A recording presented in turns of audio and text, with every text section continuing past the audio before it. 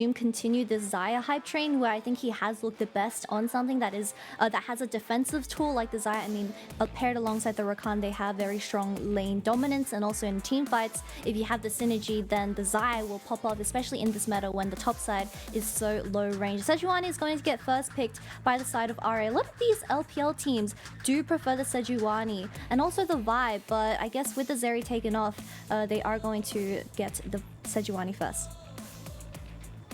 Sejuani comes in, so it's going to be Leyan on something that has a bit of hard engage, and of course the Sejuani is just kind of incredibly safe in all sense of the word. Good engage, good strong kind of frontline tool to be used in any real comp, to be perfectly honest. Pick, front to back, anything you could really imagine they can go and use it for. The Gragas, though, has becoming a bit of a super flex within the LPL. Jungle, mid, top, it can kind of go absolutely anywhere. For the moment, JDG are happy to kind of say, look, we'll take up the Jayce, still an exceptionally powerful laner, something that can be played by 369 and Knight, and something that can get its own advantages as well. Yeah, I'm not going to be surprised if JDG takes the bot lane duo here, but they do seem like they are going to just lock the jungler in. I do want to give credit to Kanavi playing this Gragas. I think he has the best performing full AP Gragas that we have in the LPL. He just gets so much stuff done on the map, and he is quite literally an assassin on the drunk man. Quite literally an assassin, as we have ourselves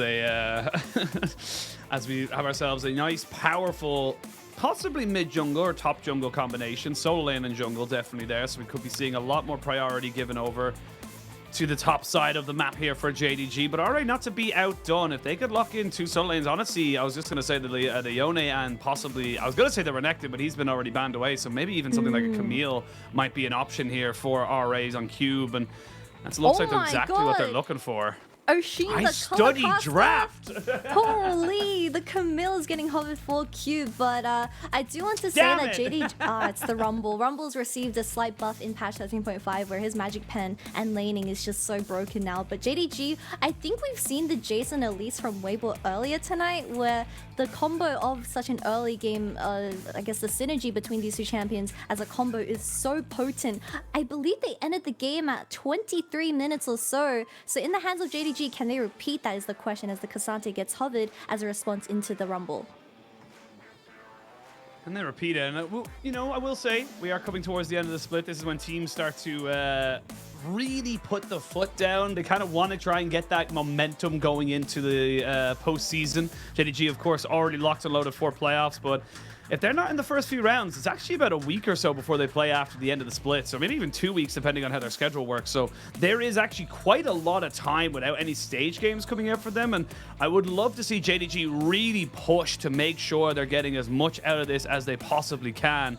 Blitzcrank going to be the ban away here from Southwind, as we can see RA very much going towards a very hyper, you know, kind of toe-to-toe laning phase against these JDG solo laners, and saying, look, just as much as you have the Elise, we have the Yone, we have the Rumble, and it's the new Rumble as well with the Harpoons, the extra magic shred, and we've seen it quite a few times already in the LPL of how powerful it can be against some of these laning threats.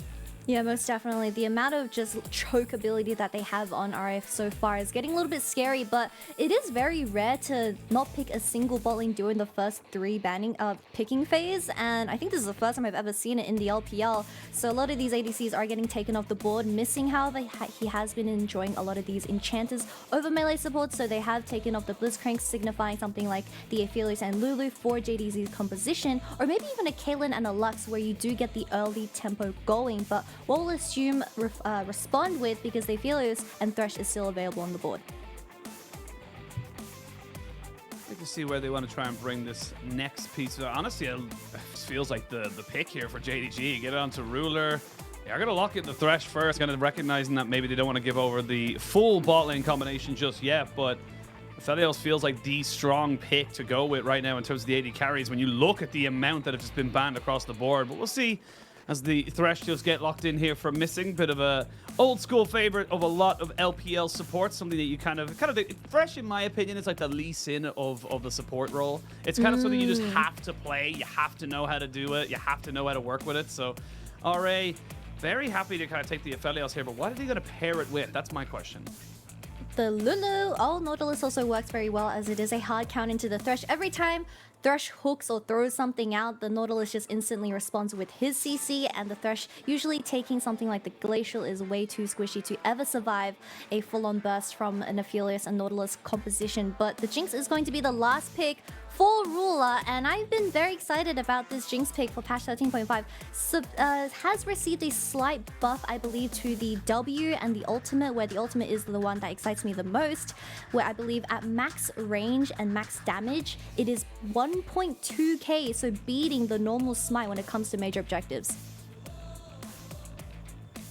Beating out that smite does definitely have a little bit of a fun time to it, especially if you kind of just forget about it midway through a fight. And that could be the downfall of RA if they could find themselves ahead and all of a sudden losing a dragon or a rift herald or anything, to be perfectly honest. And also looking very comfortable and in his element for the past few weeks. He has indeed, but we're gonna hypothesize no longer jumping onto the rift for game number 1 of this best of 3. JDG versus RA. RA fighting for their lives in the playoffs picture. JDG hunting for a much bigger prize. They want to confirm top 2. They want to try and make sure they have that double elimination locked and loaded. They can relax knowing they have a second life. And honestly, I love the way our playoff format works, because it does really feel like getting a top 2, you are rewarded very handsomely. It's kind of like, you know what, you got top 2 in the regular split. Here's a chance to be able to kind of mess up, I guess, in the playoffs and still be okay. Yeah, 3 buys just means so much time to prepare and spectate what all the other teams are cooking during the playoffs. And hopefully JDG is able to secure their spot in that second position, as there's a lot of competition still with only 2 weeks left. I believe their upcoming matches will be up against LGD and Ultra Prime. So relatively easy, and they are still the upper or strong dogs. What is it called again? What? That's favorites? No, it's underdogs, but they're the favorites. Top dogs? I don't know why. Top dogs? Why am I trying to? I'm getting the words mixed up. But hopefully JDG isn't going to drop a game up against those lower tier teams, and they really just secure this spot. I believe LNG is still a relatively easy schedule as well, but it's all up to luck sometimes. Sometimes it can be, you know, like, again, the way the structure of the league works, you only get one best of 3 between every single person, and you catch someone early, you catch someone late, depending on their form. It can be the difference between good and bad for the way your split kind of works itself out. But Knight already having himself a little bit of a time as gets the early priority and pushes in to get a ward around that Raptor pit, so he's going to have a fairly decent idea of where Leyan is. As Southwind almost walked into He that. nearly got into that. He's like, yo, I'll help you out. Hey, supports. That's how this works. Yeah.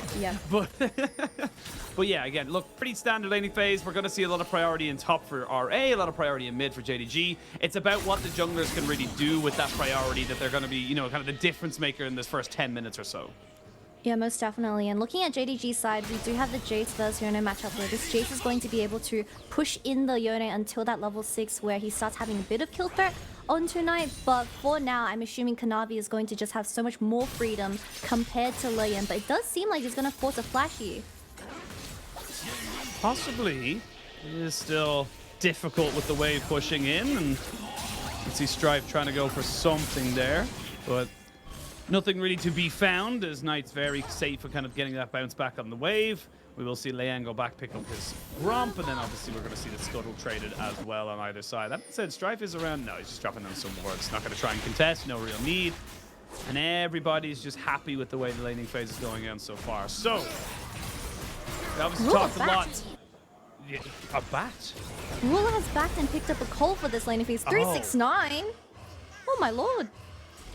You're dying out there. I thought you said something about a bat, and I was like, what? Oh. Is this like the dog situation? Base. I'm not sure. Well, Missing doing exceptionally well to make sure that this wave does not get totally eaten by the turret. So Ruler gets his back off, comes back in with the cull, and that kind of is going to just tell you where this laning phase is kind of going on that bot side. Both AD carries having culls, neither really looking for fights, and it's going to be more about where these supports can roam. Because the thing is, when you have a Nautilus, you have so much power to be able to roam around the map, getting yourself into a much stronger position. alongside, you know, your Sejuani to make sure you can maybe make things happen in topside. Catch out 369, who does not have the flash, running the ghost instead. Very obviously common for the Ksante. So we'll see what they can do. But look already, The wave is Kanavi huge. looking to try and see if he can catch out Stripe. Flash. And Kanavi will not go any further with that. But we talked about the mid laner and this power, you know, you have with the Elise and the Jayce, and they're already utilizing it very strongly. That's exactly what you want to see from an Elise in the early game. Trading flash for flash, you will gladly take it any day of the week, as he is just going to try and re-gank that mid lane before he hits level 6 and has that extra bit of mobility. We already see Strive struggling to pick up any CS, I believe 15 down. He is going to pick up the remaining casters, but getting a lot of that pressure from Knight. Oh my god! It's buffered, but not enough. As we can see there, the flash has already been used. The cocoon goes wide. That's not going to be enough there. You have got the Gravitum. The Spiderlings do exceptionally well to make sure nothing else can really happen off of that play. Southwind does lose his flash, as I can say that. 369? Ignite flash. 369 not getting solo bolo just yet, but again, more power from the Rumble as Cube recognizes everyone was on bot side. He was free to use those summoners. Rumble is looking like such a broken pick for patch 13.5, especially when you do have that AD mid laner and you have to make up for the lack of AP. Rumble and Kennen has been seeing a lot of light in the current patch, but I had to talk about the ultimate gets dropped. 369, you need to leave. You're also a level down the overheat. Minions blocking those harpoons from shredding that magic resistance, but while that's all happening, all right, pick themselves up. Dragon, as they had priority in the bot side, knowing there was no real way that Knight was going to be able to join in either. So good aggressive start, I gotta say, coming out here from RA. They're really trying to put some pressure down here onto JDG and utilizing those strong laning phases that they have in bot and top. Yeah, in the very end, the bot lane skirmish did only burn the flash from Southwind on this Nautilus. He does have the Hex Flash, so it's not as punishing. We do have Kanavi coming back into this mid lane, as Knight also does have first move. So if he challenges the Scuttle, it might be a little bit dangerous. Kanavi is... he's been egoed. I mean, I feel like Kanavi just didn't know where Cube was, wasn't exactly sure how far away Stripe was, so... maybe just very concerned with the fact that he might be in a bad situation should he end up getting caught out. So forfeits over the Scuttle there. And again, this is good from RA. I will say it's still a 20 CS lead in mid lane to Knight. So having that priority is definitely going to be a little bit harder for them to deal with once he starts to pick up his first item or two. But for the moment, it is still looking decent here for RA. They would love to have level 6 come out here for Southwind and Sssum, but actually Missing's the one who's on level 4, so it's actually an accelerated level 6 here for Ruler. Leyan's already level 6, as the Herald is going to be spawning in 30 seconds, as Ari did pick up that first one under JDG's noses, so they're already setting up the vision, and Southwind is making his way up here with the Hex Slash available. Knight has to be a little bit careful, he doesn't have his support hovering. I see Kanavi go for something, of course level 6 for the Sejuani, much more of a big deal than level 6 for the Elise. As we see Cube is just pushing up a little bit. No has flash. Got a decent ward. No flash. And has got a decent ward, but that ward is not going to be needed. There's going to be the equalizer going out just to try and clear the wave because he knows he is dead. And that's going to be first blood to 369. I guess Cube just didn't expect Kanavi to dodge the ward in the river and come through Tribush. And the first blood is going to go into the hands of 369. A bit of an unexpected gank, I'm assuming, as Leyan was also in the top side, as he wasn't there to counter gank, but does let 369 breathe a little bit in this lane matchup, as he has been struggling in the trades. We're gonna have a little bit of time really before anything kind of kicks off again. I'm gonna ask you a question, because I discovered this the other day. Do you know there's a difference between lane minions and mid for the first 14 minutes and other minions? Are they more tanky? No, or more they give one less gold for the first 14 minutes of the game. I know, right? Mid laners are getting absolutely finessed right now, as yeah, they're worth. I learned this from Jamada earlier this week, as they give one less gold for the first 14 minutes. So not only are they worth less, they're also Look at bot lane though. Oh my lord, what's happening here? They're getting zoned off 2 waves, and Ruler picks up 2 plates. 2 waves, 2 plates, and 2 levels, honestly, for Ruler. He's kind of happy to keep pushing up towards this, and this is just kind of standard for having the priority. You know, when you're going for that Rift Herald, you know that Sejuani's going to have to try and get a reset in. It means you do not have the priority in that bot side. And speaking of bot side priority, they don't know. Kind of thrown out. Oh, right between the sticks. The 3v2 for the moment. Here comes the Sejuani. Finally, the Nautilus goes down as a trade of supports. Neither one's going to go any further than that, but 1 for 1 in that big trade. As we can see, another big trade in a 1v1. As we can see, you can see Stripe thought he had it. He was throwing his head up there thinking he got it, but it's just about Knight's able to take out the 1v1. Was that a 10 HP difference? Surely that's never calculated. I swear to God, when it's single digit, it's just never calculated. But you can see the frustration out of Strive as the bottom laners of both teams pick up that 1 kill. So it's still going to be relatively even, but this lane is already so hard for the Yone as he also gives the kill over. So Knight is in this 1v1, but Strive is just going for it. Where did he use the ultimate? The Q knockup also lands as the ultimate follows shortly, but knocked away from Knight as he creates that space. And then he just goes in for the orders and tries to pray. But even Yone burning the flash and landing that Q3 doesn't really matter as you are a Jayce into a Yone matchup.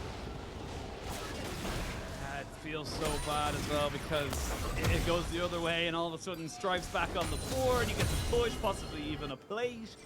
It's just unfortunate, the small little differences that can be winning and losing in the LPL, but alright, not to be dissuaded. Only about 1,000 gold down for the moment. Have a 30 or more, maybe 40 CS lead up on the top side, so we're going to drop down the Rift Herald into mid lane, only get the single plate as they want to try and go for this dragon. The dragon stacking could be a very solid win condition here for RA. They do have a much more, I would argue, traditional team fight composition in terms of their engage. You've got the Nautilus with the Sejuani to be able to kind of work with it, but despite the pressure they tried to push into that mid lane, they aren't able to garner the full use of that at the moment, and going to gain a little bit of priority in bot side. Ruler happy to soak up this wave as it comes in, but I'm seeing a little bit of a roaming death squad coming out from JDG, missing, and Kanavi kind of hooking up with their mid laner to make sure they can gain anything and everything they possibly can. Yeah, we have the Moby Boots coming out for missing as well, so he definitely wants to be swimming around the map alongside Kanavi, but with Strive burning that flash in the mid lane, he needs Leyan to consistently hover him as he is so vulnerable to those ganks from both missing and Kanavi. But we see another 3v3 in bot lane. Yeah, we're going to see another 3v3. Missing flashes away as he does not get hit by the Glacial Prison. The Nautilus goes down. There's a TP coming out. That's going to be Knight joining the party. A little bit late, to be perfectly honest. Not really going to be able to add much more to this. As I say, that Sssum, without a cleanse, is going to have to flash away from the death sentence, as it would have been just that. So more and more little summoners, more and more gold being taken here by JDG, and they're going to get themselves dragon, and this is kind of what we expect to see from them, just outclassing their opponents across the map. Yeah, Southwind just keeps getting popped as he didn't have Ninja Tabbies before that death. And Knight, of course, expanding that TP towards the bottom lane. Not going to miss out too much as Ruler, he is very, very thick, to say the least, for a Jinx. I believe 3 or 4 plates into his hands and also 2-0 as that scoreline. So it's going to be really tough for RA to fight once this Jinx gets his mythic. But talking about this fight, we do have the ultimate missing from the Sejuani. I was flashed away, and then Southwind, he's so squishy because he didn't take that Aftershock rune, and Ruler just burst him straight away. I have a question. Is thick in reference to like health bar? Oh. Is it in reference to gold? Or is it just a general like lot of something?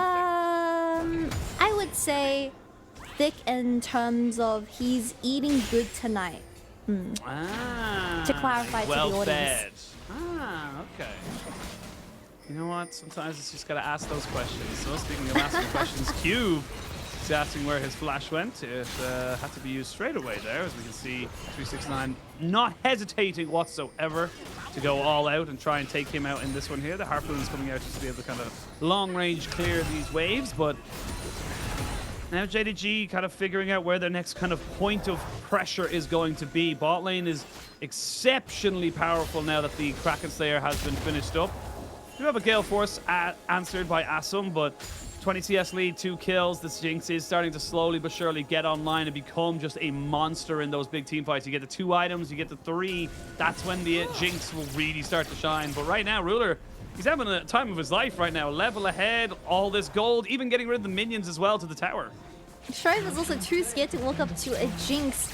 How many times are you going to see a mid laner being scared to 1v1 an ADC? But to be fair, Ruler does have the Kraken available, which I'm getting a little bit worried for RA as Sssum has decided to go the Gale Force as he does need the extra mobility against something like the Thresh and the Elise. But when it comes to pure damage in these 5v5s, it's going to be really tough to make up unless Strive gets ahead.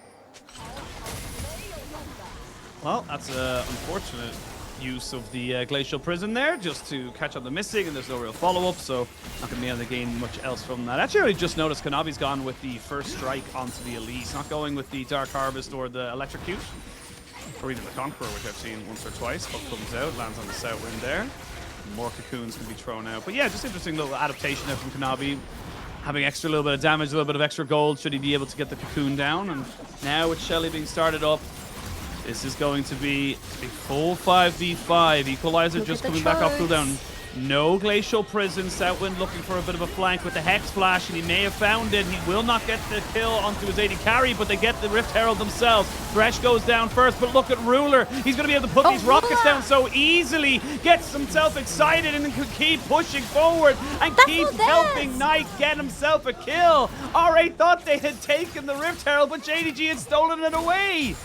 He saw Leyan just standing on the Herald and he's like, wait, this isn't mine. And he accepted death, to say the least. But we talked about how their ultimates, when they're online, these chokes for these major objectives get so dangerous for the side of JDG. But we need to remember, you need to put it onto the ADC, as Ruler was just free hitting the entire fight. And that's what happens when you let Ruler do whatever he wants in these team fights. Have a look at here. I love the idea from Southwind as well. He wants to get over it, but he's just blocked by Missing. So yes, Missing doesn't really do a lot outside of drop his ultimate, but he doesn't need to do a lot. Yeah, I think the Rumble Off, if it was placed a little bit more upwards as it slows Ruler, it could have made it a different fight, but I need to know how this Herald went over to the side of JDG. I missed it once again, but it must have been just an unlucky snipe from one of the players as the jungle wasn't anywhere near. But now with the Herald in Knight's hand, this early game, they are slowly bleeding out for the side of RA. Yeah, what was a 1,000 gold lead, now 3,000 gold lead. They're getting themselves Rift Herald. They're getting pressure across the map, dragging in 1 minute's time. And first and second, actually 2 items now onto Ruler. At 17 minutes, he's already got that rapid fire cannon alongside the Kraken. So the safety you have with this Thresh and combined, and this is something we saw a while ago when it was Jinx and Aphelios as the undisputed meta of AD carries, is that it wasn't about which one you got, it was about which AD carry you were able to kind of pair with the support of Thresh. That was the big thing. Thresh became the power pick in that support role in that particular matchup, so we're seeing it once again, just able to cover off so many of the weaknesses that these hyper carries have. I mean, even the Lulu is also a very good pairing for one of these hypercarry ADCs, but Southwind has decided to go with the Nautilus. God, Missing! He ain't missing no hooks on that one. That was fantastic. Really threading the needle, and that's just another pick, and unfortunately for RA, that's your jungler, which means there's not going to be a contest around this dragon, but maybe there won't be a contest at all, as Sssum taking a little bit of poke from the zap and the rapid fire cannon rocket, but that's going to be Shirley dropping herself down, getting her headbutt. And that's another tower confirmed here for JDG.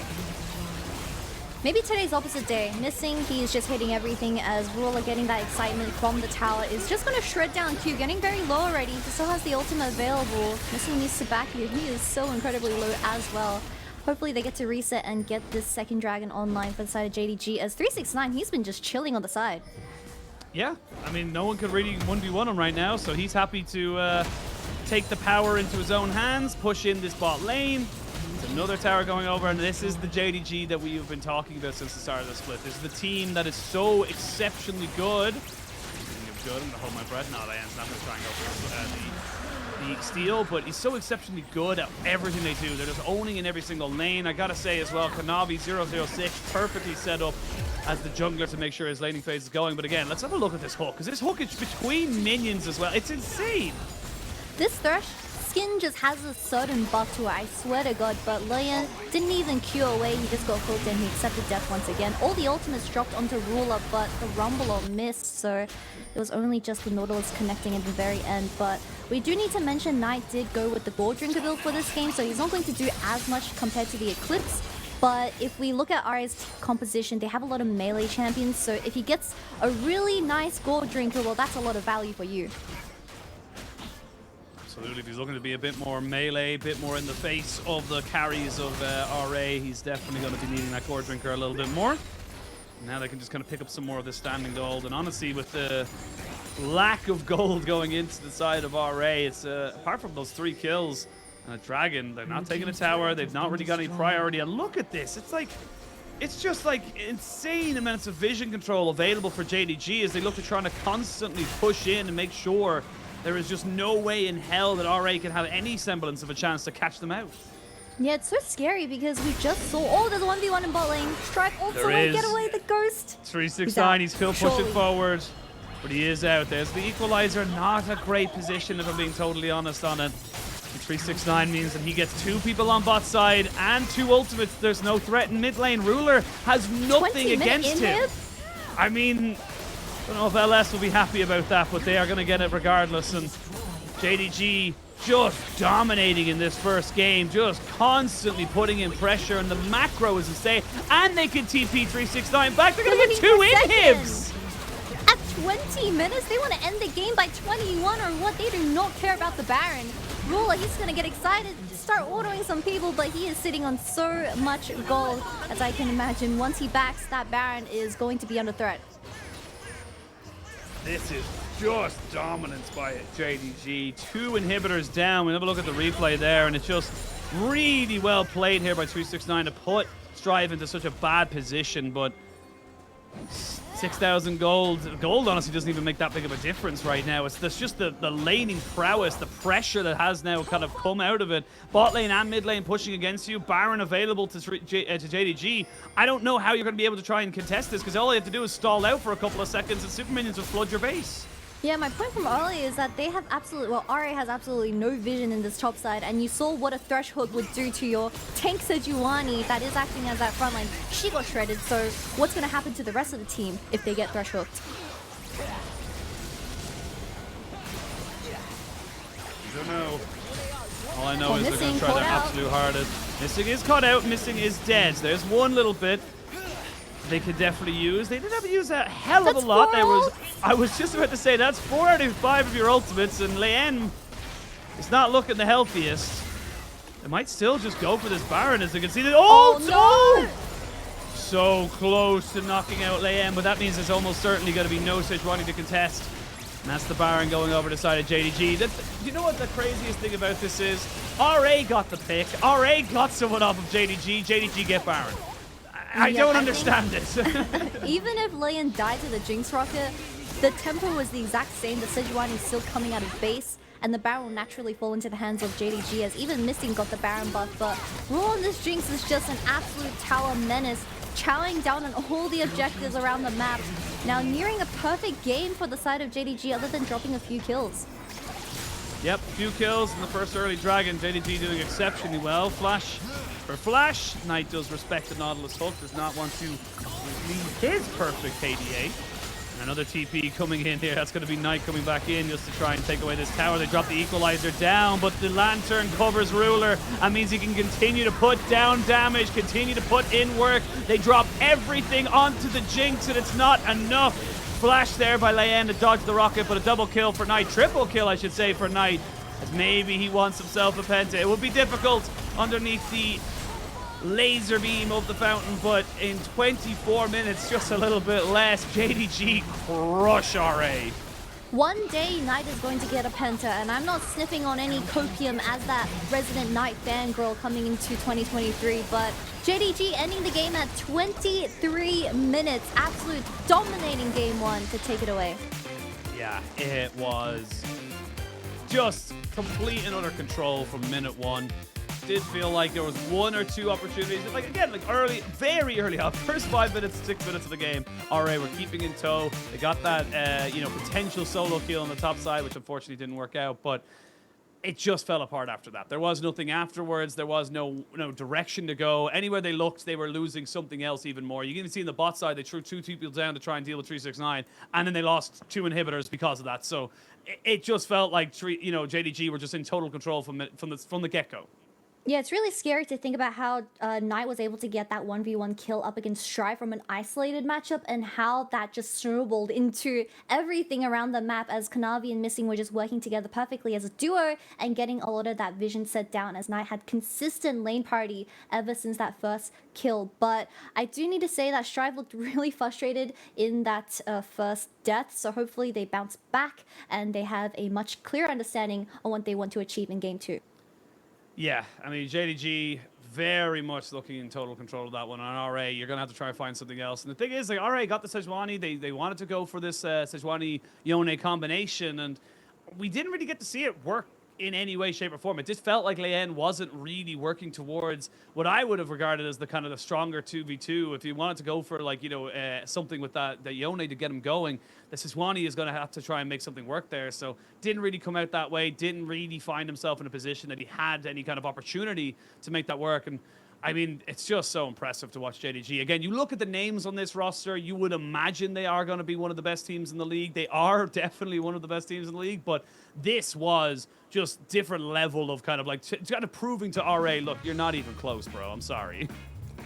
From one dominating performance from Weibo to another. Now with JDG, I mean, Cube was just trying everything he could to keep the team in the game, but Leyan, just look at the damage that he was able to do in this game. Not a lot, because I believe a lot of those early Sejuani ultimates were missing, and that is one of your biggest engages for the side of RA, and you definitely can't be doing that when it comes to execution, as it affected the rest of the team as well.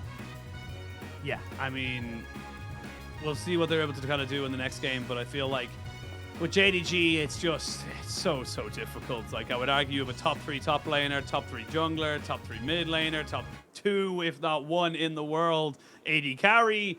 There's just so much to try and deal with this in this team. And of course, I love Missing, but, you know, Mako and Ming supports exist, so I can't really give them the top 2 in the LPL. So, but we'll see what RA can do, or if JDG will be wrapping this one up quicker than Weibo did against NIP. We're going to send it to a quick break, and when we